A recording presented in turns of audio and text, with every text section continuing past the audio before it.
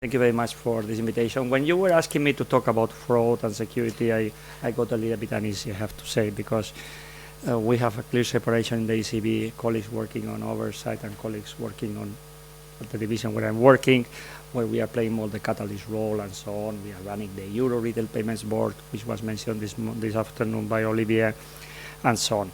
So I decided to take care of the first part of the first two words of the panel, online payments.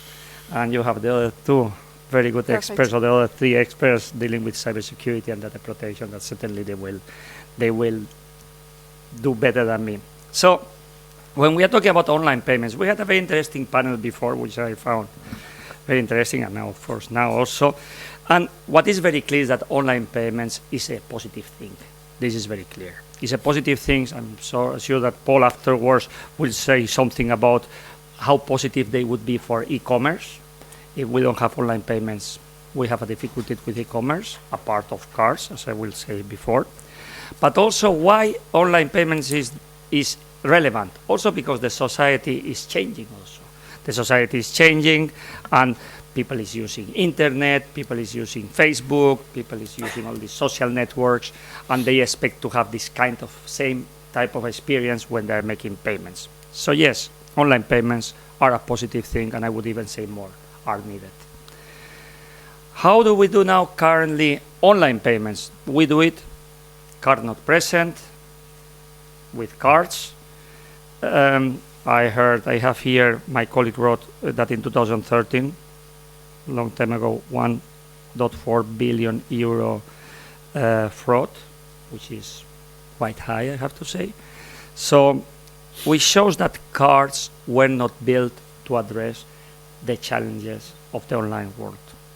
We had a very good presentation now of MasterCard, indicating what they are doing in this field. Maybe too late, maybe too early, I don't know, but it's good that people is working on it. So, yes, people is using cards for online payments, for e-commerce, but is this the most appropriate tool? We have also something called digital wallets, which are appearing now, where you can have everything. You can have cards, you even have accounts and so on, which is another way to make address the drawbacks of card not present fraud. And in some countries, we have also in the pre-PSD2 environment, we have already some payment initiation services. We had George before talking about so forth. So yes, things are happening there, but the environment is still not so stable in this field. So it's because it was very good that the Commission came with the PSD2. We welcome the PSD2 from the ECB. We made our legal opinion, and we noted the importance of having PSD2. And we also welcome the importance of having something called payment initiation services, as discussed in the panel before, and I will not go into details. So we have some services which have been already provided for already 10 years, which will a little bit in the green area or the gray area. Now they are recognized by the PSD2, and this clarity is certainly needed. Even before someone said, I don't remember whom, that one of the challenges of innovation is lack of certainty. Okay, PSD2 is bringing this certainty, let's hope. So what is relevant of PSD2? PSD2, as I said before, the payment initiation services, the account information services are important, the third-party providers. And we think that is very important, the work that now the EBA is conducting in close cooperation with the ECB on the customer authentication and on the common and secure open standards for communication. This is important.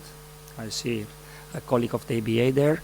I think that is a very important work, and certainly the ECB is supporting in all the way we can the EBA on delivering this work. It will be a challenge, I have to say. I see a challenge because we are talking about standards that we will have the regulatory technical standards, and then we will have standards. We have standards and standards. So regulatory technical standards, and then we will have the standards that will have to be developed by others and will be able to be implemented by 7,000 banks. So this is a challenge by itself. So I think that this will be quite an interesting challenge for the market.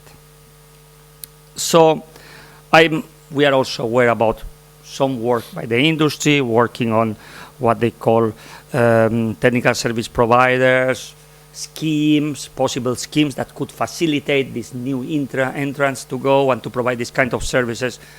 So a lot of things are happening. Let's hope that next year we are here and we can say we know exactly how this will look like. But a lot of things are happening, and I'm sure that Paul afterwards will refer that in the context of the RPB, the association you're representing there is already asking some clarity there not to get more fragmentation. So it's one of the challenges that we see from our division.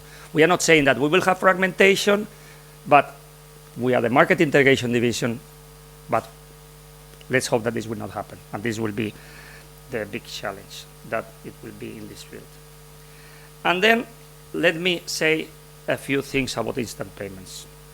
You love it, Liz. You have been working on instant payments, you mentioned it before. And we, at the Euro Retail Payments Board, we have been the first one pushing the industry in Europe to have instant payments at pan-European level. So I see Alan looking to me. I know that in the UK, things are quite advanced. I'm aware about Singapore. I'm aware that in Australia, they are working on it. I'm aware that in Japan and so on. But in Europe, we have different solutions, but we have no European solutions. So first of all, the Euro Retail Payments Board aiming to have an European solution, but first of all, they had to come with an understanding, what do we mean with instant payments? In the global debate, we don't call it instant payments, we call it faster payments. What is faster? D+1 is faster than D+2 or D+3. Is this faster payments as we see? We don't see it like this. In the definition, which is very clear in the Euro Retail Payment Board, we are talking about retail payments with 24/7 availability, with immediate inter-PSP clearing, close to immediate crediting of the payee account on confirmation to the payer. These are aspects that are in the definition that we have for instant payments. So which means is at the end we are talking about the user experience from the sending side and from the receiving side. So this, I think, we believe that we will have a fundamental impact on the market once such an infrastructure is available.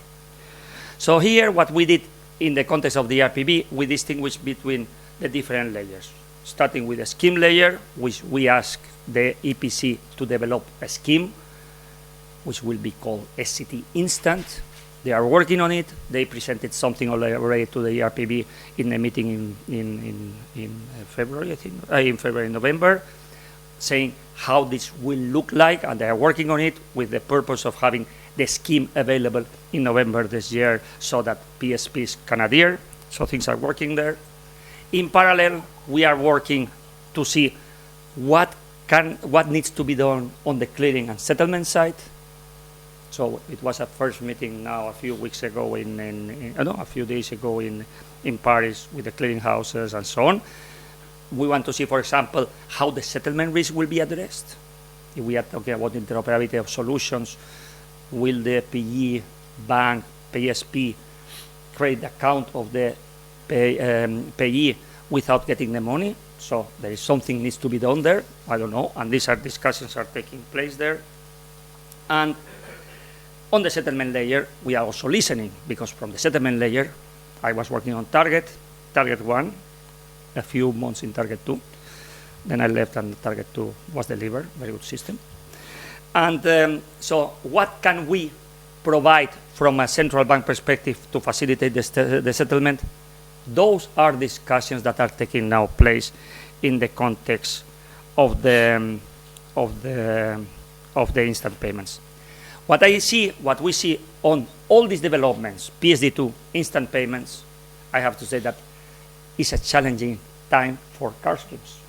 It's a challenging time. I'm not saying my board member made a speech a few days ago in Paris and say cars are there to stay for some time, but it's challenging. And you recognized it, the colleague of MasterCard was recognizing this before. So what I want to conclude with is that there are a lot of balls in there now.